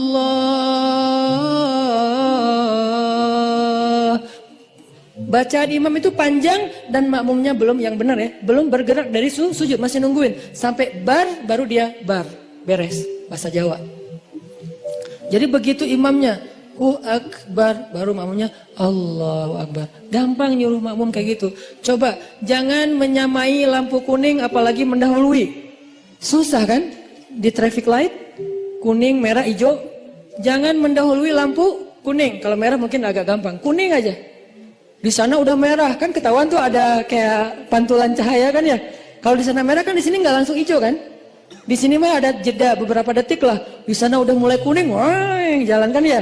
Di mana pelajaran shaf dan gerakan sholat yang kita katakan jangan menyamai dan mendahului imam. Makanya realitas di dalam masjid dengan di luar tuh beda. Sehingga kalau kita nggak pernah keluar dari masjid, kita terkesan idealis tapi sebetulnya nggak tahu masalah. Begitu juga dunia anak muda. Buat saya selalu respect sama anak muda karena saya ngerasa bahwa anak muda itu aset luar biasa dan di tangan teman-teman nih anak-anak muda nasib Indonesia 10 tahun yang akan datang. Jadi kalau anak muda ini hanya dijadikan objek terus menerus sebagai bahasa judgement, terus gimana nasib Indonesia? Padahal anak muda itulah yang mengukir banyak sejarah. Jarang sejarah diukir oleh orang tua kan? Rata-rata sejarah itu diukir oleh anak muda. Dalam Islam muncul nama komandan militer paling muda dalam sejarah Islam. Namanya Usamah bin, bukan bin Laden, Usamah bin Zaid. Itu beda lagi kasusnya. Saya nggak mau mengkomentar. Yang jelas namanya Usamah. Jadi jangan takut dengan nama Usamah. Nama Usamah itu nama sahabat. Bahkan dia adalah cucu angkatnya Rasulullah. Dari anak angkat Rasulullah walaupun gak jadi anak angkatnya, itu Zaid bin Harithah, namanya Usamah bin Zaid. Itu komandan militer termuda dalam sejarah Islam. Usianya kalau gak salah 14 tahun. Kelas berapa? Kelas 2 SMP, memimpin pasukan militer. Bukan naik motor. Yang mau dibahas. Karena gak di endorse. Jadi bukan naik motor, terus pakai baju SMA, terus kayak gitu-gitu, bukan. Saya nggak merujuk kepada sesuatu ya, gitulah pokoknya. Ini memimpinnya naik motor sama naik kuda, lebih susah mana? Kuda, kecuali buat orang-orang ya kayak di Lombok, di daerah-daerah yang banyak kuda kan, itu keren banget sih, saya kayak local pride banget lah itu mah. Jadi naik kuda memimpin pasukan dan itu bukan riding, walaupun riding juga keren. Tapi ini menghadapi musuh usia 14 tahun loh. Kalau nggak matang mentalnya, nggak mungkin Nabi memberikan kesempatan dia jadi panglima militer. Yang ngasih itu surat kuasanya tuh langsung dari Nabi. Bahkan ketika Abu Bakar jadi khalifah, lalu Umar nggak setuju Usamah jadi panglima militer, Abu Bakar marah kepada Umar. Ya Umar, kamu ingin menyobek surat Rasulullah? Kamu ingin mencoret kalimat-kalimat Rasulullah, ini langsung Rasulullah yang nunjuk, Usamah pemimpin militer. Bahkan kalau seandainya pasukan itu kita harus ada di dalamnya, engkau wahai Umar harus tunduk kepada Usama. Nanti ada lagi yang membebaskan satu negeri yang selama beribu-ribu tahun gak bisa dibebaskan, usia 21 tahun. Muhammad, atau kita juluki Al-Fatih, bukan sang penakluk, sang pembebas. Karena terjemahan yang lebih tepatnya bukan penakluk tapi pembebas. Dia nggak menaklukkan siapa-siapa, apalagi cewek. Kalau kita di zaman sekarang mungkin ada penakluk cewek gitu kan, ini nggak membebaskan. Cewek dibebaskan dari apa? Dari perbudakan, dari penghinaan. Muhammad Al-Fatih. Jadi anak muda itu harus diberikan apresiasi yang tinggi. Dan memang kita harus bangga, Indonesia ini harus bangga punya anak muda mayoritas sekarang. Tahun depan malah 70% penduduk Indonesia anak muda. Berarti kita bangga banget nih, negara dengan penduduk terbanyak anak muda di dunia dan muslim. Ngomong apa tadi teh? Baper kalau udah ngomongin masalah dakwah, masalah anak muda. Saya tuh ngambil segmentasi dakwah anak muda itu bukan pengen seru-seruan loh. Teman-teman tahu saya dulu pakai jubah, pakai sorban, gini nih. Cuman dakwah itu bagus, tapi segmentasinya berbeda. Ada banyak segmen di luar sana yang nggak bisa diginiin. Bisanya diginiin dengan santai, kita temenan, kita main bareng. Dan itu bukan karena saya pengen, kayaknya Ustadz baru puber sekarang deh. Bukan. Ustadz kayaknya kurang nakal deh waktu muda, jadi pengen nakal sekarang. Ya enggak lah, dikit. Bukan karena itu saya mengambil segmentasi anak muda, karena saya yakin teman-teman anak muda inilah, pemuda Indonesia inilah yang akan jadi wajah Indonesia 10 tahun lagi, 2024, 2029, inilah wajah Indonesia. Sehingga kalau kita pengen merubah Indonesia, kita harus mulai dari anak muda. Dan anak muda yang terbanyak itu bukan di dalam masjid kenyataannya. Kecuali sekarang mungkin, sebelum kita bikin tren hijrah, anak muda yang terbanyak itu bukan di dalam masjid, di luar masjid. Gimana cara bawa mereka ke dalam masjid kalau hanya kita berkoar-koar di atas mimbar? Saya tuh kalau khutbah Jumat dulu tuh, demi Allah gitu. Tapi anak muda tetap aja sepi. Malah yang bikin kaget, yang kakek-kakek kan kasihan, kaget. Apa sih kakek-kakek? Kalau anak muda digituin kan kayak seru, adrenalin gitu kan. Ini kakek-kakek digituin, kasihan atunya. Sesungguhnya kematian, ya Ustadz ya. Kematian lihatnya ke kakek-kakek. Nah ini udahlah, masa-masa itu saya udah beres. 8 tahun saya dakwah di Bandung dengan cara itu. Sekarang saya pengen segmentasinya jelas anak muda, karena saya berharap lebih ke anak muda. Saya pengen selalu saya share, mimpi kita bersama adalah suatu saat muazzin kita itu adalah wakil pejabat, mau wakil presiden, wakil gubernur, wakil wali kota.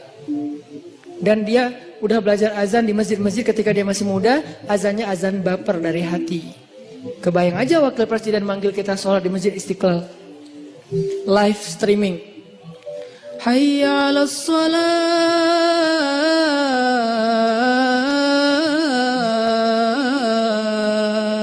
Siapa itu? Pak Wakil Presiden. Wah kan semangat ya se-Indonesia sholat berjamaah subuh ya. As-salatu khairum minan naum. Wah, Wakil Presiden bilang sholat lebih baik daripada tidur. Kan keren tuh. Datang anak muda berbondong-bondong ke masjid karena diazanin sama Wakil Presiden. Wibawa banget tuh, izzah. Begitu masuk, qamat nih, Allahu Akbar, Allahu Akbar, asyhadu an la ilaha illallah. Wakil Presiden, istau sufufakum. Siapa? Presiden. Wah, keren ya. Allahu Akbar. Presidennya gagah, dia izzah kepada musuh-musuh Allah, tapi rahama ubainahum. Jangan di sini dia bersikap keras. Masa kepada sesama kaum muslimin dia sifatnya asyidda? Kebalik atau ayatnya? Bukankah ayatnya asyidda wal kufar rahama ubainahum? Rahama, bahasa rahama itu apa? Komennya rahama, angger. Komennya ruhama, ngomongnya ruhama, di grup broadcastnya ruhama, kalau ketemu kaum muslimin itu ruhama. Kepada manusia, rahmatan lil alamin. Kepada kufar, siapa kufar? Orang yang memerangi mereka. musuh-musuh yang zalim. Seperti orang misalnya Israel yang menjajah Palestina. Atau orang-orang zalim yang menyakiti kaum muslimin di Suriah, di Yaman, di Irak, di Rohingya. Itu asyidda. Jadi nggak ada salaman sama mereka, pelukan, senyum-senyum, asyidda sama mereka. Kalau ditarik, kita tarik balik. Berarti kan dia juara panco ya. Presidennya. Kan ada tuh presiden narik-narik gitu kan. Nah kalau kita nggak kuat narik kan kayak kalah gitu kan. Alhamdulillah ada presiden kaum muslimin di satu negeri ditarik nggak bisa. Aduh berat ya udah deh nggak jadi gitu. Ini artinya asyidda, dia tuh syadid izzah. Tapi begitu sholat di antara kaum muslimin, Allahu Akbar. Di situ nggak perlu nunjukin keras. Alhamdulillahi Rabbil Alamin. Enak banget loh sholat dipimpin presiden. Bacaannya khusyuk, hafalannya banyak, sehingga dia bisa explore Al-Quran. Qul huwallahu enggak gitu sih, ayatnya panjang. Alif lam mim. Gua mah rela Al-Baqarah satu surat kalau presiden, gitu kan ya? Imamin, presiden yang imamin Al-Baqarah sampai dari subuh sampai duha. Ya enggak gitu juga kali Ustadz. Kan Al-Baqarah 2,5 jam tuh sampai waktu duha. Intinya itu mimpi, saya sih bermimpi Indonesia tuh kayaknya bisa nih. Kayak sekarang aja bermunculan imam-imam muda dengan Muzammil and the Gangs. Sejak kita ramein hijrah ini kan jadi banyak nih. Muncul imam dengan rambut gimbal. Apalagi muncul imam anak muda, anak SMA. Itu bisa banget. Dan mereka nanti pasti saya yakin akan jadi pemimpin-pemimpin masa depan. Kayak sekarang saya dekat sama teman-teman pemuda Pancasila. Sapma pemuda Pancasila juga. Kalau lagi dekat sama mereka ngobrolnya apa? Lo nyalak gak tahun ini? Ya insya Allah lo kayaknya masih mau main dulu deh. 5 tahun lagi gua nyalak. Berarti kan anak-anak muda sekarang lintas organisasi. Mau dia PP, mau dia Karang Taruna, mau dia komunitas. Sebetulnya kan calon pemimpin masa depan kan? Kalau mereka lahir dari rahim tarbiyah. Kebayang aja pemimpin Indonesia 5 tahun lagi atau 10 tahun lagi. Lahirnya dari rahim tarbiyah. Gimana cara mentarbiah Indonesia? Gak bisa bikin satu pesantren dengan ukuran sekian hektar. Harus bikin pesan _ tren. Dan tren inilah yang jadi konten tarbiyah. Mentarbiah semua anak muda di Indonesia. Supaya semuanya secara fikroh lahirnya dari rahim tarbiyah. Secara hamasah lahirnya dari masjid. Secara rahmah lahirnya untuk kemanusiaan. Itu harapan kita, itu tuh mimpi saya. Kenapa saya mengambil segmentasi anak muda? Itu bukan main-main. Jadi kalau saya tulis banyak main banyak manfaat, itu hasil renungan. Dan emang tujuannya main di sini tuh silaturahim, main di sini tuh touring, main di sini tuh olahraga. So apa yang salah dengan itu? Yuk kita sama-sama kita ramein dakwah anak muda ini. Kenapa? Ini penting untuk 5 tahun 10 tahun lagi Indonesia. Kalau enggak kebayang. Karena anak muda ini efek perbaikannya hebat, efek perusakannya juga yang nggak kalah hebat. Kalau orang tua ada di tengah-tengah aman. Jadi rusak ya gitu, baiknya juga ya gitu. Kalau anak muda baiknya keren banget, kalau dia jadi rusak juga innalillah banget. Makanya balik lagi kepada tema tadi, kecewa. Walaupun agak-agak gak nyambung sih, nggak apa-apa lah ya. Nanti diedit baru masukin YouTube. Kecewa. Poin yang kedua itu adalah cari satu hobi. Tadi mau ngomongin itu sebetulnya. Cari satu hobi yang bukan hanya entertain. Walaupun boleh. Saya juga hobi entertain ada. Hobi kan harus nggak harus satu kan. Entertain ada hobinya. Olahraga ada. Hangout jalan ada. Tapi selain ini bagus semuanya. Tapi tambahin satu lagi, hobi ibadah. Ibadah tuh harus jadi hobi. Biar apa? Biar kita tuh bisa enjoy. Ambil aja salah satu deh, nggak usah banyak-banyak. Saya nggak minta teman-teman tahajud 11 rakaat 1 juz, nggak. Tilawah 1 hari 1 juz, nggak. Ambil yang paling ringan dulu deh, tapi jadiin hobi. Misalnya sholat duha atau sholat mutlak. Sholat mutlak kan lebih bebas lagi nih, kapan aja. Jadi pokoknya agak-agak nganggur dikit, sholat Allahu Akbar. Itu kalau sholat tanpa ada jadwal, bukan karena waktunya sholat, kita tuh kadang-kadang kesannya lebih free ride loh. Free ride-nya apa? Kayak nggak ada beban. Kan free ride tuh nggak terbeban dengan GoPro, nggak terbeban dengan 360, nggak terbeban dengan kamera, nggak terbeban dengan tele, kan gitu kan? Karena dia kayak gua mah pengen main aja, jadi nggak pakai bawa-bawa tim pencitraan. Dia mau ke gunung, nggak bawa tim kamera, dia di laut nggak bawa tim kamera, dia loncat dari tebing nggak muncul-muncul juga, nggak ada yang ngamerain, biasa aja, namanya free riders.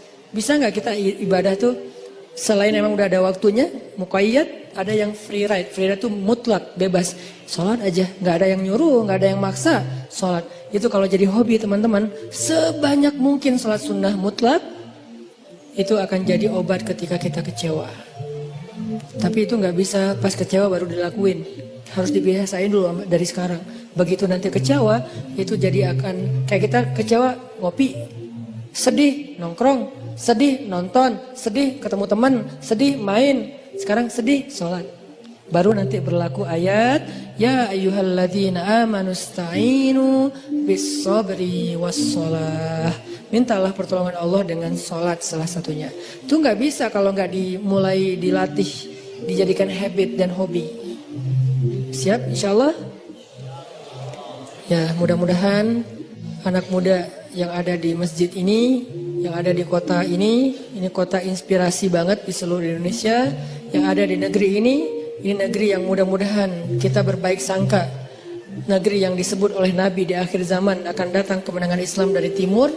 Dan timur yang paling timur itu adalah, kalau paling barat Maghrib, kalau paling timur itu Maroko, yang paling timur itu Maroke. Paling barat itu Maroko, bahasa Arabnya Maghrib. Paling timur itu Maroke, bahasa Arabnya Masyrik.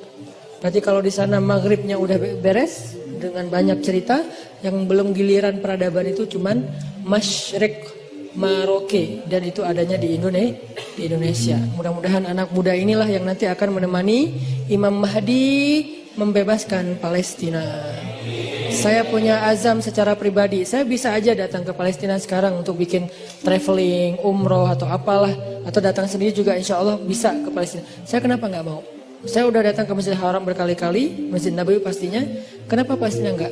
Saya punya azam, saya kalau mau datang ke sana tuh jangan melancong. Walaupun boleh-boleh aja sih, yang buat mau jalan ke sana nggak masalah. Tapi saya pribadi nih ya, saya pengen datang ke sana itu sebagai salah satu barisan pembebas. Kalau udah meninggal Ustaz, maka cita-cita ini saya wariskan kepada anak-anak laki saya. Kalau mereka enggaknya, wariskan kepada cucu-cucu laki saya.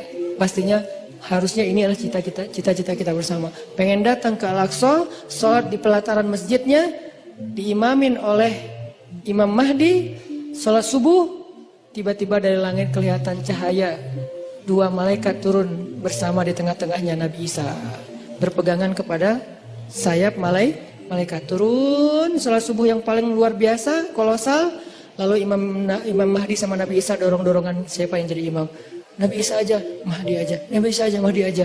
Nggak ada saya lagi di situ. Ustaz Hanan aja, enggak lah. Siapa saya gitu kan ya? Enggak, udah tinggal dua orang imamnya. Jadi nggak ada yang boleh caper-caperan. Siapa yang dorong saya ya? Nggak ada, nggak berlaku. Cuma dua yang berlaku. Antara Nabi Isa atau Imam Mahdi. Kemudian salah satunya jadi imam. Beres sholat subuh, speech. Kita akan kejar Dajjal. Di mana dia? Di daerah Lot City. Bahasa hadisnya Bab Lud. Sekarang udah ada Lot City? Udah ada Lot City, cari aja di Google. Lot City itu salah satu bandara internasionalnya Israel. Jadi ada beberapa bandara internasional, salah satunya di kota Lot City, itu bandara internasional. Di sana akhirnya semuanya serentak. Itulah hari pembebasan manusia dari kezoliman orang-orang yang zalim. Itu bukan hanya hari orang beriman, tapi itu adalah hari kemenangan bagi semua manusia. Karena mereka menjadi dihargai kemanusiaannya. Dan saya punya cita-cita kalau Allah kasih kesempatan, saya pengen jadi salah satu. Tapi untuk bisa berada di barisan itu kan seleksinya ketat ya. Kita pantaskan diri kita. Dan cara ikhtiar saya memantaskan diri, saya terlibat dalam dakwah pemuda hijrah. Saya bikin pemuda hijrah. Saya mikir gimana caranya dakwah hijrah ini benar-benar bisa eksis di seluruh Indonesia dan dunia. Sehingga nanti kalau Imam Mahdi muncul, saya dianggap pantas. Masuk lo. Saya imam, ya, oh iya, masuk aja. Kenapa? Udah pantas, karena punya karya kan? Kita punya nggak karya nih? Cara kita biar punya karya gimana? Jangan bikin sendiri-sendiri, karena kapasitas kita bukan sebagai ustadz. Support ustadznya. Apa kapasitas teman-teman? Anak mobil, di sini ada teman-teman anak mobil, anak modifikasi. Kita mau bikin event bareng. Anak apa lagi? Anak seni. Saya yakin semua potensi anak muda itu adalah anugerah Allah. Saya nggak mau menjudge potensi teman-teman itu ada yang positif negatif. Semuanya positif selama tidak melanggar syariat. Potensi itu coba support saya. Man ansari ilallah. Siapa di antara kalian yang mau mensupport saya di jalan Allah? Itu kan akad dakwah. Yuk kita bangun negeri ini. Karena dakwah kita kan dakwah damai kan. Kita kan nggak mau ribut-ribut. Kalau terpaksa ribut dan kontroversi di sosmed, ya bukan karena kita. Pernah nggak saya sengaja rame-ramein di sosmed biar heboh gitu, biar followers saya naik? Ya enggak lah. Kalau sesekali ada, ya qadarullah naik followers. Sih, sombong. Padahal kalau mau gitu-gitu kan tinggal ambil yang trending topik apa sekarang. Masalah misalnya pernikahan. Ya udah saya bikin komen saya tentang bab itu. Kan naik tuh followers saya kan ya. Karena viewernya gede. Buat apa? Saya nggak kayak gitu. Tapi kalau terjadi kontroversi sesekali ya qadarullah untuk menguji kesabaran, menguji iman. Intinya teman-teman, yuk sama-sama kita jadikan Indonesia ini benar-benar kiblat peradaban. Kalau kiblat sholat nggak boleh, kiblat sholat tetap Mekah. Kiblat peradaban yang dimulai dari anak muda. Dan itu mungkin banget dari Bandung. Kenapa? Bandung punya sejarah. Tinggal kita mengulangi sejarah itu. Apa yang pernah terjadi akan terjadi lagi. Tidak ada yang baru di bawah matahari. Kata siapa Ustaz? Lupa, saya cari aja di Google. Mudah-mudahan bermanfaat. Oke, mudah-mudahan apa yang tadi kita dapatkan bisa jadi tambahan iman, memperbaiki akhlak, membuat kita lebih semangat lagi tongkrong dalam majelis ilmu. Dan saya titip satu hal, anak muda ayo bangkit. Bangkit bersama, bangkit dengan bersatu. Jangan sampai urusan politik 2019 April memecah belahkan anak muda. Nggak boleh. Kita boleh beda pilihan, tapi kita nggak boleh saling mencela dan berpecah belah. A'udzubillahi minasyaitonirrajim. Bismillahirrahmanirrahim. Alhamdulillahi rabbil alamin. Alhamdulillahi rabbil alamin. Hamdan yuwafi ni'amahu wa yukafi'u mazida. Ya Rabbana lakal hamdu kama yanbaghi li jalali wajhikal karim. Li jalali wajhikal karim wa 'azimi sultanik. Allahumma antas salam wa minkas salam wa ilayka ya'udus salam. فحينا بالسلام وأدخلنا الجنة دار السلام تباركت ربنا وتعاليت يا ذا الجلال والإكرام اللهم صلِّ وسلم وبارك على سيدنا محمد وعلى آله وصحبه أجمعين. Duhai Allah yang maha pengasih lagi maha pemurah. Duhai Allah yang maha baik dan maha pengertian. Duhai Allah yang maha lembut dan maha santun. Duhai Allah yang maha mengetahui dan maha bijaksana. Inilah kami hamba-hambamu ya Allah. Datang ke sini untuk berpasrah kepadamu ya Allah. Kami serahkan pikiran kami untuk Engkau tuntun kepada ilmu yang benar. Kami serahkan lisan kami agar bisa bertutur dan berzikir dengan nama-namamu yang mulia. Kami serahkan telinga kami agar mampu mendengar ayat-ayat dan hikmah-hikmah tentang kebesaran-Mu. Kami serahkan tangan kami agar mampu bermanfaat dan memberi sesuatu yang bisa menyelesaikan urusan hamba-hamba-Mu. Kami serahkan kaki kami agar mampu melangkah berjalan menuju rumah-Mu dan tempat-tempat yang Engkau ridhai. Kami serahkan hati kami ya Allah, agar hanya yakin kepadamu, agar Engkau penuhi hati itu dengan cinta terhadap akhirat melebihi terhadap dunia, agar Engkau jadikan hati itu bergetar ketika namamu disebutkan, agar hati itu merasa menyesal terhadap dosa-dosa di masa lalu, agar hati itu dipenuhi dengan iman. Kami serahkan hidup kami agar Engkau tuntun kepada takdir-takdir baik yang Engkau putuskan untuk kami. Kami percaya ya Allah, Engkau tidak pernah menginginkan keburukan untuk hamba-Mu.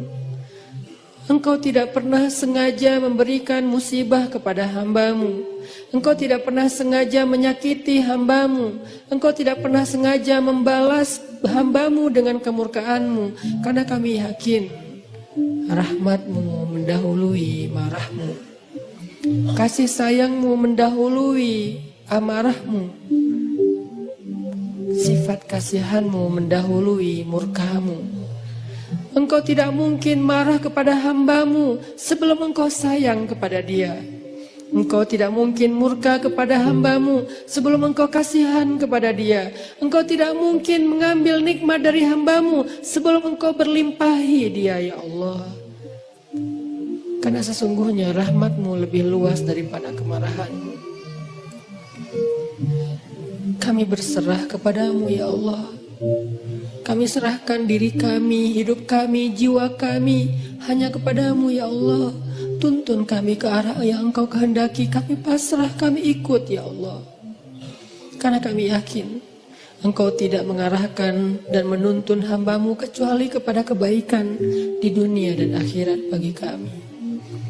Kami pasrah ya Allah terhadap keputusan-keputusan-Mu tentang sekolah kami, tentang kuliah kami, tentang pekerjaan kami, tentang usaha kami, tentang pertemanan kami, tentang perasaan cinta kami, tentang hubungan kami dengan seseorang yang istimewa bagi kami, tentang keluarga kami, tentang segala sesuatu tentang kami pasrah kepadamu. Tuntun kemanapun Engkau kehendaki ya Allah, karena kami yakin semuanya baik. Tidak ada yang datang darimu kecuali kebaikan ya Allah. Inilah kami hamba-hamba-Mu, datang belajar di sini untuk bisa benar-benar istislam dan tawakal kepadamu. Benar-benar menjadi hamba yang inna salati wa nusuki wa mahyaya wa mamati lillah. Benar-benar ingin belajar iyyaka na'budu wa iyyaka nasta'in. Benar-benar ingin belajar menjadi hamba yang wa ma khalaqtul jinna wal insa illa liya'budun. Bimbing kami ya Allah agar kami bisa menjadi seperti itu. Jangan biarkan ada satu detik dalam hidup kami yang tidak yang berjalan tanpa ada nama-Mu. Jangan biarkan satu detik pun dalam hidup kami, dalam waktu kami habiskan bukan karenamu. Jangan biarkan sejengkal tanah kami berjalan kecuali berjalan ke arah-Mu. Jangan biarkan satu pun ide yang kami pikirkan kecuali tentang kebesaran-Mu. Jangan biarkan satu rasa kami rasakan di dalam dada kecuali kagum kepadamu. Tuntun kami ya Allah, ajarkan kami ya Allah. Kami sudah pasrah, kami lelah dengan hidup pilihan kami sendiri selama ini ya Allah. Selama ini kami memilih adegan hidup kami, arah hidup kami sendiri. Kami tidak mau tahu tentang arahan darimu. Kami tidak mau membaca ayat-Mu. Kami tidak mau mendengar nasihat dari orang-orang yang berdakwah di jalan-Mu. Kami tidak mau membaca hadis-hadis Nabi-Mu. Kami tidak mau tahu tentang-Mu ya Allah. Kami pilih hidup dengan pilihan kami sendiri. Seolah-olah kami lebih tahu daripada Engkau. Seolah-olah kami lebih mengerti yang mana baik dan mana buruk untuk diri kami daripada Engkau. Seolah-olah kami tahu segalanya ya Allah. Kami pilih pilihan hidup. Kami tentukan sendiri segalanya. Kami percaya tanpa-Mu kami bisa. Sehingga kami jarang bahkan hampir tidak pernah berdoa. Tapi pada akhirnya kami sadar pilihan itu membawa kami kepada kecelakaan. Pilihan itulah yang menuntun kami kepada dosa-dosa, yang dengan dosa-dosa itu tertutup hati kami, yang dengan dosa-dosa itu membuat kami jauh darimu, yang dengan dosa-dosa itu kami kehilangan nikmat ibadah dan tidak pernah merasa bahagia. Mungkin kami dapatkan harta, tapi kami tidak bahagia. Mungkin kami punya pasangan, tapi kami tidak akur. Mungkin kami punya keluarga, tapi semuanya sibuk sendiri-sendiri dan kami tidak utuh. Karena kami menentukan hidup kami sendiri dan tidak meminta bimbingan-Mu ya Allah. Kami lelah dengan itu, kami pasrah. Kami ingin kembali kepada-Mu. Pilihan-pilihan kami sudah kami tinggalkan. Pilihan-pilihan kami sudah kami abaikan. Kami tidak ingin lagi terjebak seperti dulu ya Allah. Bertahun-tahun hidup kami sia-sia. Kami ingin Engkau yang memilihkan hidup untuk kami ya Allah. Kami ingin Engkau yang memilihkan apa yang terbaik bagi kami ya Allah. Kami ingin Engkau yang memilihkan pasangan hidup kami ya Allah. Karena yang terbaik adalah yang Engkau pilihkan. Kami ingin Engkau yang memilihkan pekerjaan yang halal untuk kami ya Allah. Kami ingin Engkau yang memilihkan hijab yang menutup aurat untuk kami ya Allah. Kami ingin Engkau yang memilihkan teman yang bisa mengingatkan kami ketika kami lemah. Karena Engkaulah yang sebaik-baik pemilih teman bagi hambanya ya Allah. Kami ingin Engkau yang memilihkan hari-hari kami, esok, lusa, dan seterusnya. Pilihkanlah untuk kami, kami ikut ya Allah. Jika Engkau panggil kami, lapangkan dada kami untuk bisa menerima panggilan itu dengan lega. Hayya 'alas shalah.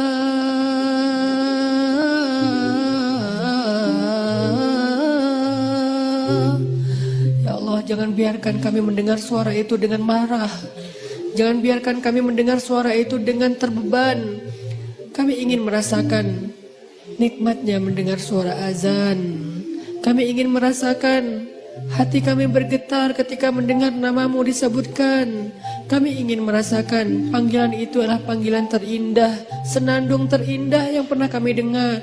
Jangan biarkan ada satupun senandung, irama, lagu apapun yang lebih indah bagi kami daripada suara azan ya Allah.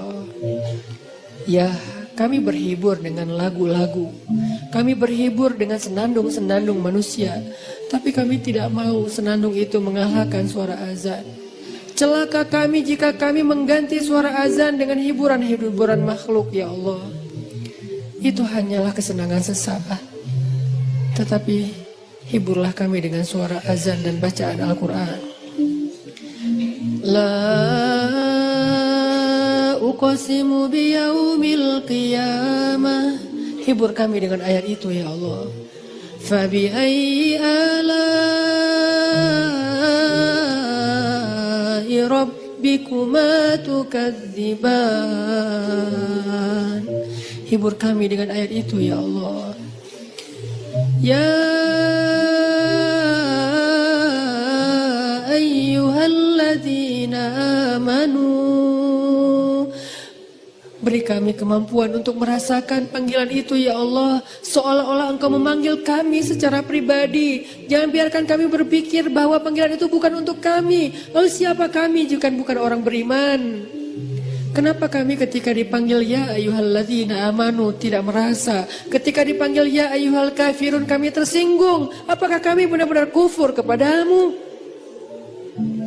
Kenapa kami lebih terkesan dengan kalimat ya ayyuhal kafirun daripada ya ayyuhalladzina amanu? Apakah selama ini kami kufur kepadamu ya Allah? Bimbing kami ya Allah. Kami berazam setiap pekan untuk selalu hadir dalam majelis ilmu ini ya Allah. Dan kami berazam perlahan-perlahan kami ingin mendukung dakwah agamamu ya Allah. Kami ingin melihat negeri ini di mana agamamu tegak di dalamnya. Karena tegaknya agamamu adalah tegaknya kemanusiaan. Menangnya agamamu adalah menangnya kemanusiaan. Karena tidak ada kezaliman di dalam agama ini ya Allah. Kami ingin melihat suatu hari nanti salah satu di antara kami yang ada di sini mengumandangkan azan untuk rakyatnya. Salah satu di antara kami yang ada di sini mengimami sholat untuk rakyatnya sebagai kepala negara, kepala daerah, atau pemerintah kota, atau pemimpin di dalam lingkungannya. Duhai Allah, wujudkan harapan-harapan kami, karena Engkaulah satu-satunya yang mewujudkan harapan. Menangkan kami atas orang-orang yang zalim, karena kemenangan orang yang beriman adalah kemenangan rahmatan lil alamin. Rabbana atina fid dunya hasanah wa fil akhirati hasanah wa qina adzabannar. Subhanakallahumma wa bihamdika asyhadu an la ilaha illa anta astaghfiruka wa atubu ilaik. Terima kasih buat teman-teman semuanya. Barakallahu fikum. Wassalamualaikum warahmatullahi wabarakatuh.